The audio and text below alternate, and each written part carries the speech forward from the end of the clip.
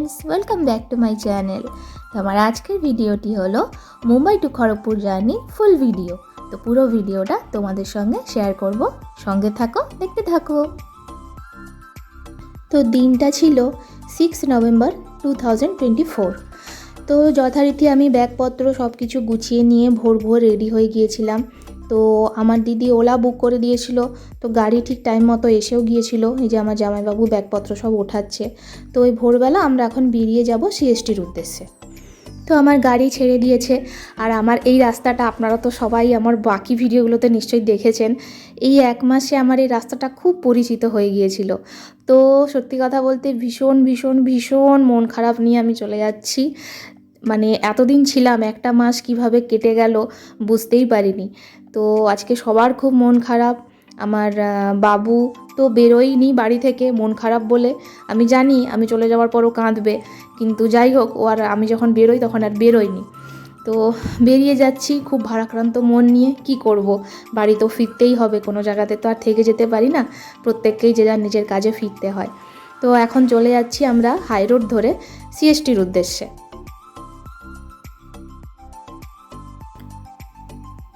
তো আমরা পৌঁছে গেছি প্ল্যাটফর্মে। ট্রেন অলরেডি দিয়ে দিয়েছে, ভোর 6:12 ট্রেন ছাড়বে। আর হ্যাঁ, বলে দিই, আমার ট্রেনটা ছিল গীতাঞ্জলি এক্সপ্রেস।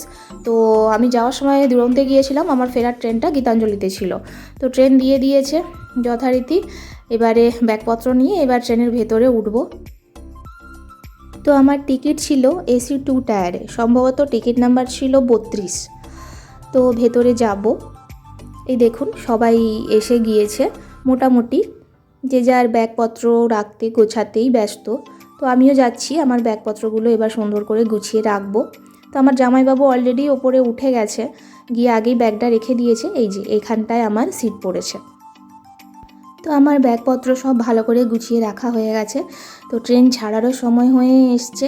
জামাইবাবু আর বাকি কয়েকটা জিনিসপত্র রেখে দিয়ে এবার ট্রেন থেকে নেমে যাবে। তো সত্যি কথা বলতে এই যাওয়ার টাইমটা, মানে আসা যাওয়া দুটোর টাইমটা দুটো সম্পূর্ণ অন্যরকম। আসার সময় মনে যতটা আনন্দ থাকে, যাওয়ার সময় ঠিক ততটাই মন ভারাক্রান্ত হয়ে থাকে, ঠিক ততটাই কষ্ট জমে থাকে মনের মধ্যে। তো যাই হোক, আমি একটু প্ল্যাটফর্মের বাইরেটা দেখছিলাম। এইবার ট্রেনে প্রায় হুইসেল দিয়েই দিল, এবার ট্রেন ছেড়ে দেবে।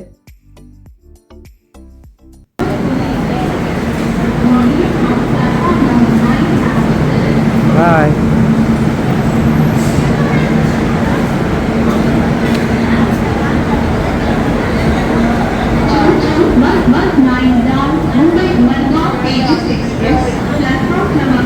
চলো ওইদিকে যাবো।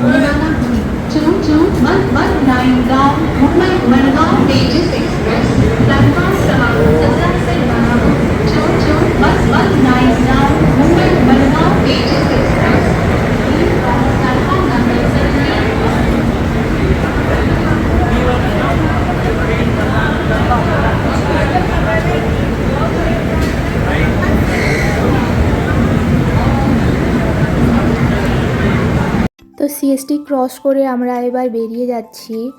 আস্তে আস্তে একটু একটু ভোরের আলো ফুটে গেছে, কারণ মুম্বাইতে ভোরের আলো একটু দেরি করে ফোটে। আমাদের এখানে যেমন 5টা বাজলে বেশ অনেকটাই আলো ফুটে যায়, কিন্তু ওদের ওখানে ওরকম নয়। ওদের ওখানে একটু মানে 7টা না বাজলে ভালো করে দিনের আলো দেখা যায় না। তো দেখতে দেখতে আমরা কল্যাণ জংশন এসে গেছি। আর এখন ঘড়িতে ওই 6:52 মতো বাজে। তো কল্যাণ পার হব। এখানে ট্রেন মনে হচ্ছে দাঁড়াবে কিছুক্ষণ।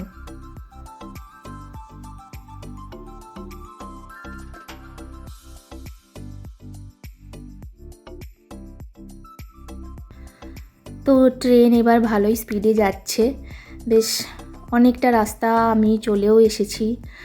আর আস্তে আস্তে এবার যে মন খারাপটা নিয়ে ট্রেনে উঠেছিলাম, সেই মন খারাপের পরিস্থিতিটা থেকেও একটু একটু করে বেরিয়ে আসছি। যাই হোক, তো সকালবেলা চা নিলাম, একটু চা খেতে ইচ্ছে হচ্ছিল। তো বাড়ি থেকে কিছু খাবার দাবার নিয়ে এসেছিলাম, কারণ গীতাঞ্জলিতে খাবার প্রোভাইড করে না। যে ফ্যাসিলিটিটা আমরা দুরন্তে পাই ওটা গীতাঞ্জলিতে নেই। তো এই যে বিস্কুট, এই বিস্কুটের প্যাকেটটা আমি নিয়ে এসেছিলাম। তো এখান থেকে বিস্কুটটা বের করে এবার চাটা দিয়ে একটু খাবো।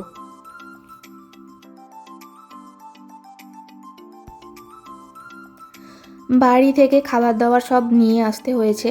খাবার দাবার বলতে আমি সেরকম বিশেষ কিছু খাবার আনিনি, ওই আমার যে কটা জিনিস খেতে একটু ভালো লাগে আমি সেই রকমই শুকনো খাবার দাবার কিছু নিয়েছি। আর এমনিতেও এত মন খারাপ ছিল যে কিছু খেতে সেভাবে ইচ্ছেও করছিল না। আমি প্রথমেই বলেছি আসার সময় যে আনন্দটা ছিল যাওয়ার সময় সে আনন্দটা এতটুকু নেই। প্রচণ্ড মন খারাপ নিয়ে বাড়ি আসতে হয়েছিল। তো আর তারপর আগের দিন রাত্রেবেলায় ঘুমও হয়নি ঠিকঠাক করে, কারণ সকালবেলা ট্রেন ধরার একটা তাড়া থাকে। তো সেই জন্য কিছু খেতেও সেভাবে ইচ্ছে করছিল না। তো দেখতে দেখতে দেখুন অনেকটা রাস্তা পৌঁছে গেছি। তো চা খাওয়ার পর আমি একটু শুয়ে পড়েছিলাম, যেহেতু গত রাত্রে ঘুম হয়নি, শরীরটা খুব খারাপ করছিল, তো আমি শুয়ে পড়েছিলাম। আর সকালবেলার লাঞ্চ বলতে আমি সেভাবে কিছুই করিনি, ওই বাড়ি থেকে কিছু ফল আর মুড়ি চানাচুর এগুলো নিয়ে এসেছিলাম, তার মধ্যে ওই কিছু ফল আমি খেয়েছিলাম।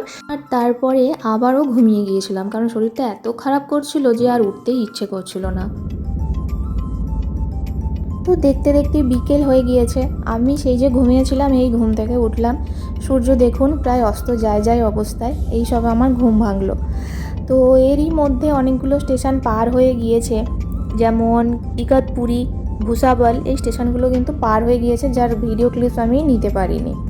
কী করা যাবে, কিছু করার নেই আর। তো সূর্যটা দেখুন, পড়ন্ত বেলায় সূর্যটা কি সুন্দর লাগছে দেখতে। তো এইবার আমার একটু খিদে খিদে পাচ্ছিল, তো বাড়ি থেকে যে খাবারগুলো নিয়ে এসেছিলাম তার মধ্যে থেকে কিছু বের করে খেলাম, আর এক কাপ চা কিনলাম, কিনে একটু চা খেলাম। তো সন্ধে হয়ে গিয়েছে। এটা কোন স্টেশনে এসেছে আমি জানি না, কারণ বাইরে বুঝতে পারছি না, তবে সন্ধেবেলায় স্টেশনগুলো দেখতে খুব ভালো লাগে, তাই না? দেখুন খুব সুন্দর লাগছে বাইরের স্টেশনটা দেখতে। সন্ধেবেলায় যখন প্ল্যাটফর্মের উপর দিয়ে ট্রেন ছুটে যায় তখন এক অদ্ভুত সুন্দর অনুভূতি হয়। কি আপনাদেরও হয়? তো আমার তো বেশ ভালো লাগে। আবার আরেকটা জিনিসও কখনো ভেবে দেখবেন, আমরা যারা ট্রেনের ভেতরে বসে থাকি আমাদের ফিলিংসটা একরকম হয়, আবার যারা বাইরে থেকে ট্রেনটাকে ছুটে চলে যেতে দেখছে তাদের ফিলিংসটা আবার অন্যরকম হয়। তো দুটো দুরকম। তো এখন ঘড়িতে ওই 8:30 মতো বাজে, আমার রাতের ডিনার কমপ্লিট। তো এবার আমি ঘুমোতে যাব, আবার আপনাদের সঙ্গে দেখা করব কাল সকালে। তো চলুন, গুড নাইট। Good morning. তো একটা রাত পার হয়ে গেল, আমি অনেক দূর এসে গেছি দেখতে দেখতে, এবং কাল রাতে কিন্তু নাগপুর আর বিলাসপুর দুটোই কিন্তু পার হয়ে গিয়েছে, যেটার ভিডিও আমি করতে পারিনি। আমি জেগে থাকলেও করতে পারতাম না, কারণ অন্ধকারে আর কি করব ভিডিও, তাই ওই দুটো জায়গার ভিডিও আমি করতে পারিনি। আপনারা যদি দেখতে চান তো তাহলে আমার হাওড়া টু মুম্বাই জার্নি যে ভিডিওটা আছে ওটা একবার দেখবেন, ওখানে কিন্তু ভিডিওটা বিস্তারিতভাবে দেওয়া আছে। তো যাই হোক, ভোরবেলায় উঠে আমি দাঁত টাত মেজে ব্রাশ টাশ করে একদম ফ্রেশ হয়ে গিয়েছি। তো এখন নিজেকে খুব ফ্রেশ লাগছে, কারণ রাত্রে বেশ টানা ঘুম দিয়েছি অনেকক্ষণ। তো যেহেতু গত রাত্রে ঘুম হয়েছিল না, মানে আগের রাত্রে, তো কালকে রাত্রে ভালোভাবে ঘুমানোর জন্য শরীরটা বেশ ভালো লাগছে। তো এই যে বসে বসে বাইরের একটু প্রাকৃতিক দৃশ্য উপভোগ করছিলাম আর কি। এছাড়াও ফটো তোলা, রিল বানানো, ভিডিও বানানো এগুলো তো আছেই, এগুলো না হলে কি আর আমি থাকতে পারি? তো যাই হোক, পাশের ওই দৃশ্যগুলো মানে প্রাকৃতিক দৃশ্যগুলো খুব সুন্দর লাগছে দেখতে। দাঁড়ান দেখাই আপনাদেরকে, এই দেখুন কত সুন্দর লাগছে না দেখতে। বেশ ছোট ছোট পাহাড় আর একদম সবুজে ঘেরা মাঠ, চাষ হয়ে আছে, কত গাছ হয়ে আছে।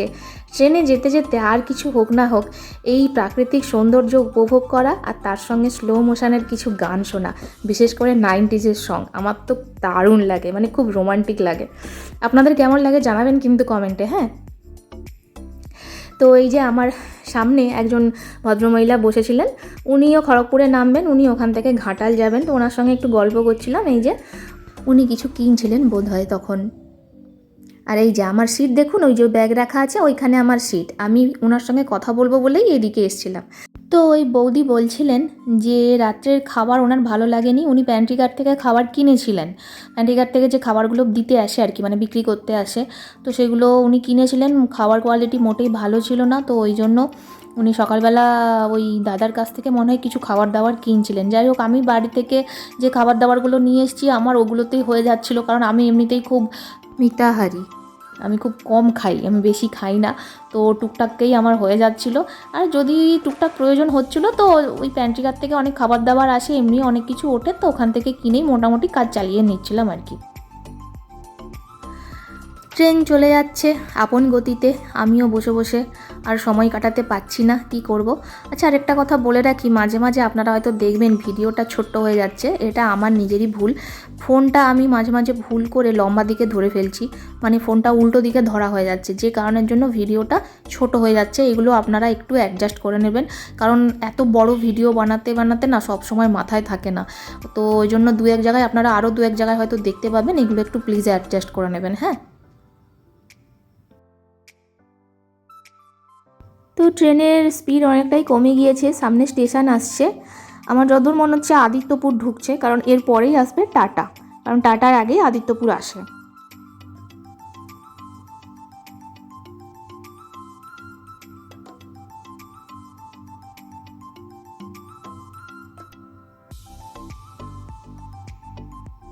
হ্যাঁ, এই তো আদিত্যপুরই যাচ্ছে, আমি ঠিকই আন্দাজ করেছি।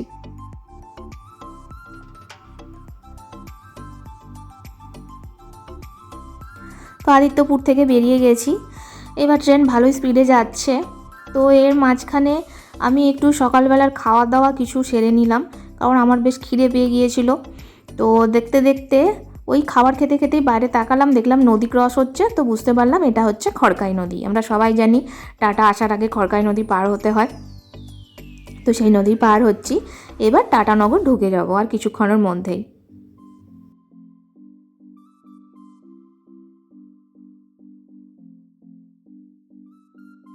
তো দেখতে দেখতে ঢুকে গেছি ফাইনালি টাটানগর, এই যে পৌঁছে গেছি।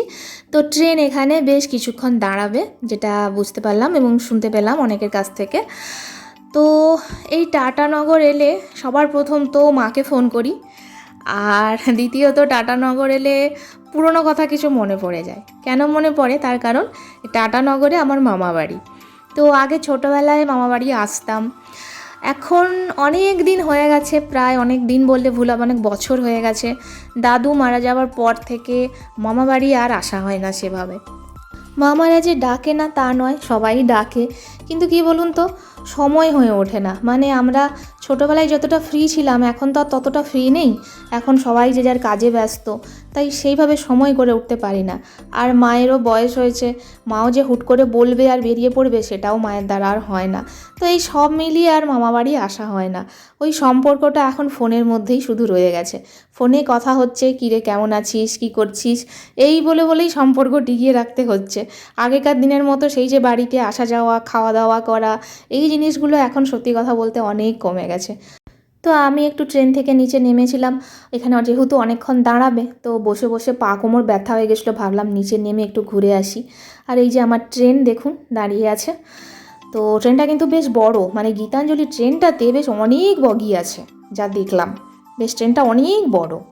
আমি গীতাঞ্জলিতে আগে কোনো দিন আসিনি, আমার এইবারেই প্রথম। আমি এর আগে যতবারই যাওয়া আসা করেছি দুরন্ততেই করেছি, গীতাঞ্জলিতে কখনো যাওয়া আসা করিনি।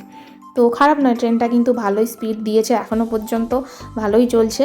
তবু তার মধ্যে 1 ঘন্টা লেট আছে, ট্রেন তো লেট হবেই, কোনো ট্রেন তো টাইমে এখন পৌঁছচ্ছে না, কিন্তু তার মধ্যেও ট্রেনটা কিন্তু ভালোই চলছে, একদম যে খুব খারাপ চলছে তা কিন্তু নয়। এখন দেখা যাক খড়গপুর কটায় ঢোকে।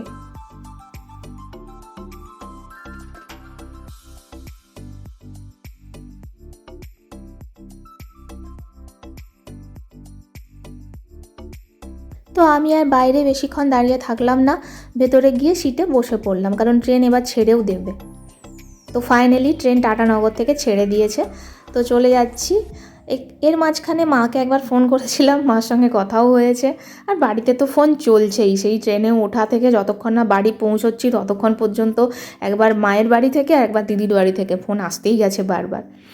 তো এই বেরিয়ে গেলাম টাটানগর থেকে। এরপর কি কি স্টপেজ আছে, মানে টাটানগর থেকে খড়গপুর পর্যন্ত সবটা আমি আপনাদেরকে দেখাতে পারবো না, কারণ ট্রেনের তো যথেষ্ট স্পিড থাকবে, আমি সব স্টপেজগুলো আপনাদেরকে ক্যামেরাবন্দি করে দেখাতে পারবো না। তবে রানিং স্ট্যাটাসে আমি দেখতে পাচ্ছি এরপর কি কি স্টপেজ আছে।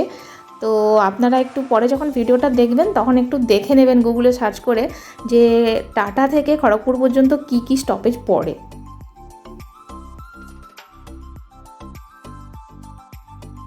তো এখন পার হচ্ছি আমরা সরডিয়া। মনে পড়ছে সরডিয়া? হ্যাঁ, সেই সরডিয়া যেখানে 2010 সালের 28শে মে জ্ঞানেশ্বরী এক্সপ্রেস অ্যাক্সিডেন্ট করেছিল। তো সেই সরডিয়া এখন পার হচ্ছি। তো আমি যথারীতি আমার ব্যাগপত্র গুছিয়ে নিয়ে ট্রেনের দরজার সামনে এসে দাঁড়িয়ে গিয়েছি। তার কারণ প্ল্যাটফর্ম কোন দিকে দেবে জানি না, কেউ বলছে এদিকেও দিতে পারে, কেউ বলছে ওদিকেও দিতে পারে। তো ডান দিক বাম দিক বুঝতে পারছি না। তো আমার কাছে অনেক ব্যাগপত্র আছে, তো ওই জন্য সব কিছু নিয়ে আমি দাঁড়িয়ে আছি। তো অবশেষে প্রায় 3 ঘন্টা লেট করে দুপুরে 1টার সময় আমার ট্রেন পৌঁছলো খড়গপুর জংশনে। তো এবার ট্রেন থেকে আমি নামবো। তো ট্রেন থেকে নেমে তারপর আপনাদের সঙ্গে কথা বলছি।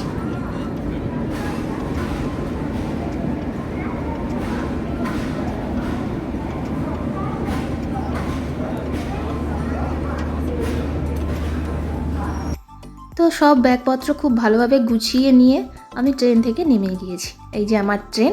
খড়গপুরে প্রায় ট্রেনটা অনেকটাই খালি হয়ে গিয়েছে, কারণ এই গীতাঞ্জলিতে খড়গপুরে নামার প্যাসেঞ্জার কিন্তু প্রচুর থাকে।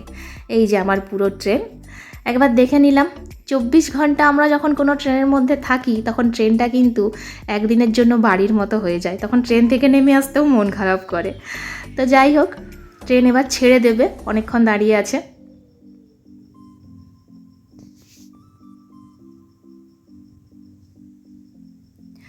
এই যে ট্রেন ছেড়ে দিল।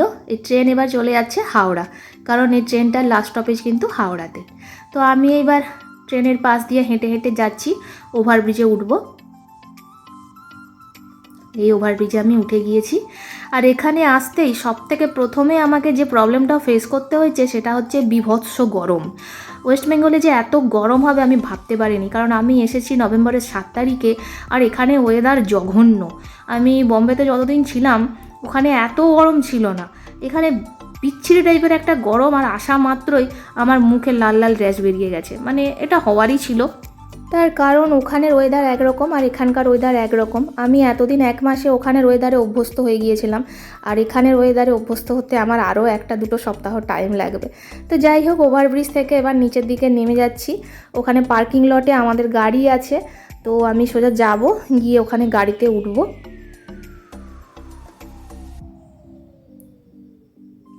1 মাস পর এলাম, তো খড়গপুর জায়গাটাকে যেন কেমন নতুন নতুন লাগছে। আর এখানে রোদের তাপ দেখে মনে হচ্ছে নভেম্বর মাসে নয়, আমি এপ্রিল মে মাসে হাঁটছি। তো চলে এসেছি আমি পার্কিং লটে, এখানে গাড়ি রাখা আছে।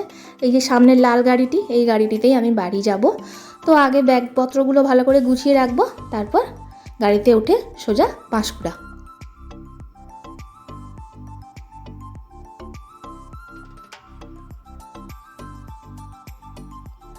তো আমার ভিডিও প্রায় শেষের পথে, এই খড়গপুর থেকে বেরিয়ে গেলাম, এবার চলে যাব পাঁশকুড়া। ভিডিওটা আপনারা সবাই দেখবেন, কেমন লাগলো জানাবেন, লাইক কমেন্ট করবেন।